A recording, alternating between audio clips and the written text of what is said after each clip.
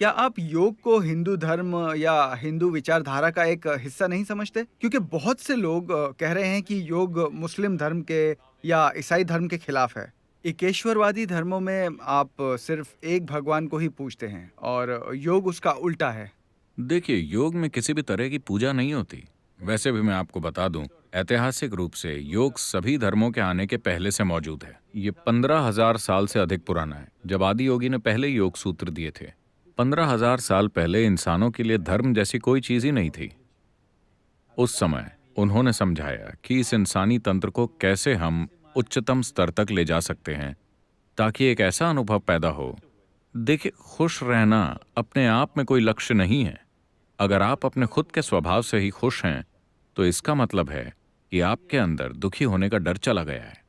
जब दुखी होने का कोई डर नहीं हो, सिर्फ तभी आप अपने जीवन को पूरी तरह से जी पाएंगे। नहीं तो आप हमेशा आधा कदम ही बढ़ाएंगे। आप जिन्हें धर्म कह रहे हैं, वो ज्यादातर दुखी होने के डर का नाजायज फायदा उठा रहे हैं।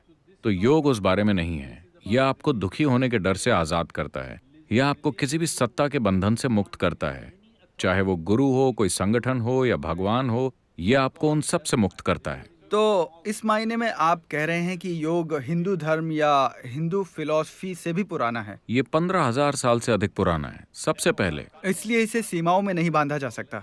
नहीं, सबसे पहले हमें यह समझना होगा। क्या आप मुझे बता सकते हैं कि हिंदू फिलॉसफी क्या है? हर कोई इसके बारे में बात कर रहा है। कृपया मुझे बताइए कि क्या है हिंदू फिलॉसफी। यहाँ हजारों तरह की चीजें हो रही हैं, क्योंकि हिंदू एक भौगोलिक पहचान है। हिमालय और इंदु सागर, हिंद महासागर को पहले इसी नाम से जाना जाता था। इनके बीच की जो भूमि है, वो भूमि हिंदू है। तो जो भी इस भूमि पर पैदा हुआ वो हिंदू है। इस धरती पर पैदा हुआ केंचुआ भी एक हिंदू केंचुआ है। जब आप कहते हैं कि अफ्रीका में पैदा हुआ हाथी अफ्रीकी हाथी है, तो ये हिंदू केंचुआ क्यों नहीं है? क्योंकि अब आप राजनीतिक झमेलों में उलझ गए हैं और उस वजह से कहते हैं कि हिंदू का मतलब ये है वो है। नहीं, ये एक भौगोलिक पहचान है, क्योंकि हम लोगों को एहसास हो गया था इन भौगोलिक पहलुओं के बिना हम फल फूल नहीं सकते थे। हिमालय और हिंद महासागर के बिना। हाँ, इन दोनों चीजों ने हमारी रक्षा की। हम 5-6 हजार सालों से चैन की जिंदगी सिर्फ इन दोनों की वजह से ही जी रहे थे, तो हम इन दोनों को आदर की दृष्टि से देखने लगे। मैं आपके ही तर्क को आगे बढ़ाता हूँ। अगर कोई इंसान पाकिस्तान में पैदा हुआ है या नेपाल या बांग्लादेश या भूटान या श्रीलंका में या उत्तर प्रदेश में जन्मा कोई मुसलमान या केरल में पैदा हुआ कोई ईसाई, वो सभी हिंदू हैं। भौगोलिक दृष्टि से। ठीक है, पर जरूरी नहीं है कि। देखिए, सबसे पहले मुझे ये बताइए कि हिंदू धर्म या हिंदू फिलॉसफी क्या है? क्या आप जानते हैं? नहीं, इसीलिए तो मैं आपके पास आया हूँ। यही तो मैं कह रहा हूँ। ऐसा नहीं है कि सिर्फ आप नहीं जानते। सबसे बड़े विद्वान से पूछिए, क्या वो जानता है कि हिंदू फिलॉसफी क्या है? ऐसी कोई चीज ही नहीं है, क्योंकि ये एक ऐसी भूमि है जिसने हर तरह की फिलॉसफी को जन्म दिया है। हर तरह की। Every kind.